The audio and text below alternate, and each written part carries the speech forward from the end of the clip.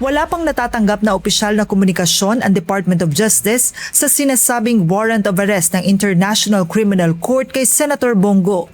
Sa inilabas na opisyal na pahayag ni DOJ spokesperson Attorney Polo Martinez, sinabi nito na bineberipika na rin nila ito sa Philippine Center on Transnational Crime o PCTC. Maging ang Philippine National Police, sinabing wala pa silang natatanggap na anumang formal na komunikasyon tungkol dito. Binatikos rin ni Interior and Local Government Secretary John Vic Remulla si Davao City Congressman Paulo Pulong Duterte sa paglalabas ng anyay maling impormasyon. Ano po yung information that we have? Kasi wala pa kami nakikitang ganun eh. So wala, hindi namin alam. We're always prepared. Pero yung mga ganong klaseng pronouncements, delikado yan nila.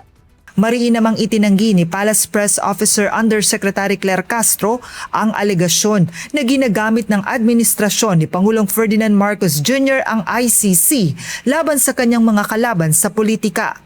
Iginiit ni Yusek Castro na may mga Pilipino ang naghain ng kaso kaugnay ng extrajudicial killings o EJK noon pa mang 2017, kaya hindi ginagamit ng administrasyon ng ICC.